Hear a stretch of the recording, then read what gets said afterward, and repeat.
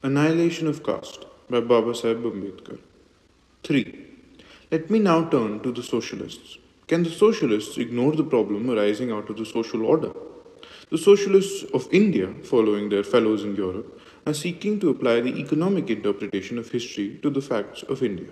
They propound that man is an economic creature, that his activities and aspirations are bound by economic facts, that property is the only source of power. They therefore preach that political and social reforms are but gigantic illusions, and that economic reform by equalization of property must have precedence over every other kind of reform. One may join issue in every one of these premises on which rests the socialists' cause for economic reform having priority over every other kind of reform. One may contend that economic motive is not the only motive by man which is actuated. That economic power is the only kind of power no student of human society can accept. That the social status of an individual by itself often becomes a source of power, and his authority is made clear by the sway with which Mahatmas have held over the common man. Why do millionaires in India obey penniless sadhus and fakirs? Why do millions of paupers in India sell their trifling trinkets, which constitute their only wealth, and go to Benares and Mecca? That religion is the source of power is illustrated by the history of India, where the priest holds sway over the common man, often greater than the magistrate, and where everything, even such things as strikes and elections, so easily take a religious turn and can so easily be given a religious twist. Take the case of the plebeians of Rome as a further illustration of the power of religion over man. It throws great light on this point. The plebeians had fought for a share in the supreme executive under the Roman Republic and had secured the appointment of a plebeian council elected by a separate electorate constituted by the Comitia Centuriata, which was an assembly of plebeians. They wanted a consul of their own because they felt that the patrician consuls used to discriminate against the plebeians in carrying on the administration. They had apparently obtained a great gain because under the Republican Constitution of Rome, one consul had the power of vetoing an act of the other council. But did they in fact gain anything? The answer to this question must be given in the negative. The plebeians never could get a plebeian council who could be used and said to be a strong man and who could act independently of the patrician council. In the ordinary course of things, the plebeians should have got a strong plebeian council in view of the fact that his election was to be by a separate electorate. The question is, why did they fail in getting a strong plebeian to officiate as their consul? The answer to this question reveals the dominion which religion exercises over the minds of men.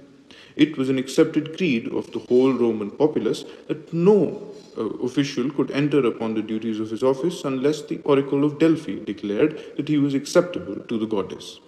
The priests who were in charge of the temple of the goddess of Delphi were all patricians. Whenever, therefore, the plebeians elected a consul who was known to be a strong man, opposed to the patricians, or communal, to use the term that is current in India, the oracle invariably declared that he was not acceptable to the goddess. This is how the plebeians were cheated out of their rights.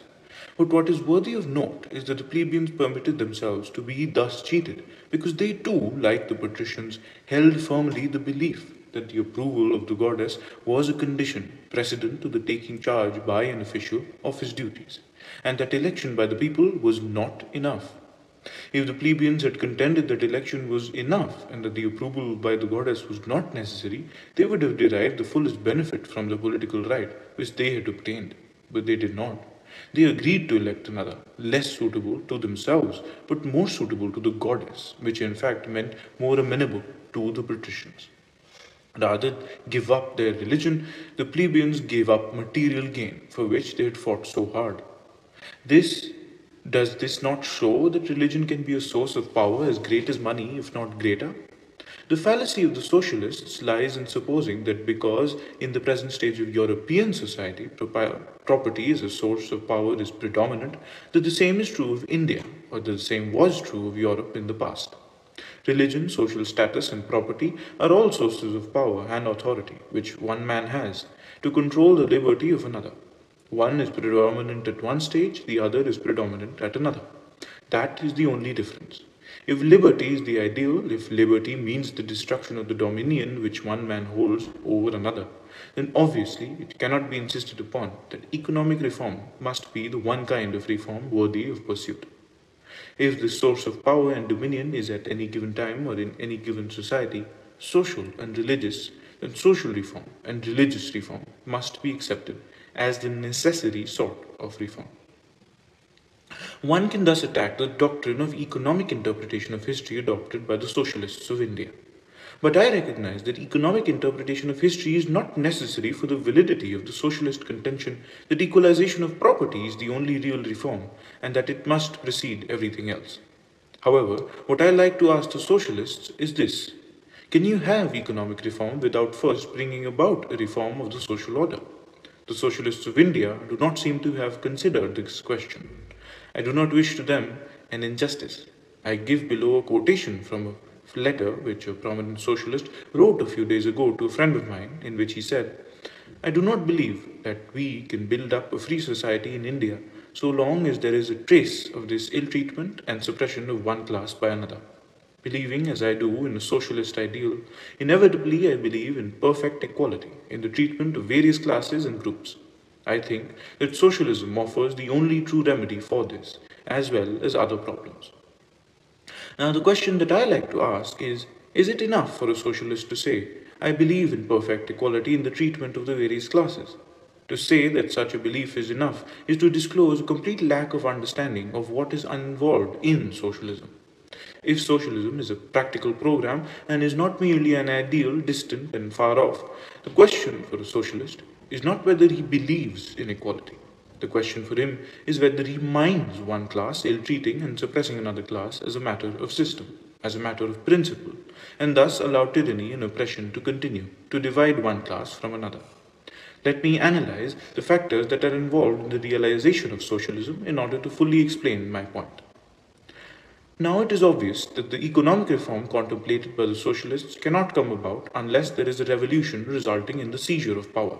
That seizure of power must be by a proletariat. The first question I ask is, will the proletariat of India combine to bring about this revolution? What will move men to such an action? It seems to me that other things being equal, the only thing that will move one man to take such an action is the feeling that another man with whom he is acting are actuated by a feeling of equality and fraternity and, above all, justice. Men will not join in a revolution for the equalization of property unless they know that after the revolution is achieved, they will be treated equally and that there will be no discrimination of caste and creed. The assurance of a socialist leading the revolution that he does not believe in caste, I am sure, will not suffice. The assurance must be the assurance proceeding from much deeper foundation, namely the mental attitude of the compatriots towards one another in their spirit of personal equality and fraternity. Can it be said that the proletariat of India, poor as it is, recognize no distinctions except that of the rich and the poor? Can it be said that the poor in India recognize no such distinction of caste and creed, high or low? If the fact is that they do, what unity of front can be expected from such a proletariat in its action against the rich? How can there be a revolution if the proletariat cannot present a united front? Suppose, for the sake of argument, that by some freak of fortune a revolution does take place and the socialists come in power.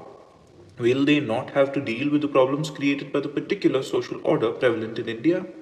I can't see how a socialist state in India can function for a second without having to grapple with the problems created by the prejudices which make Indian people observe the distinctions of high and low, clean and unclean. If socialists are not to be content with the mouthing of fine phrases, if the socialists wish to make socialism a definite reality, then they must recognize that the problem of social reform is fundamental and that for them there is no escape from it. That the social order prevalent in India is a matter which a socialist must deal with, that unless he does so, he cannot achieve his revolution, and that if he does achieve it as the result of good fortune, he will have to grapple with it if he wishes to realize his ideal, is a proposition in which my opinion is incontrovertible. He will be compelled to take account of caste after revolution if he does not take account of it before. This is only another way of saying that turn in any direction you like. Caste is the monster that crosses your path. You cannot have political reform, you cannot have economic reform unless you kill this monster. The end.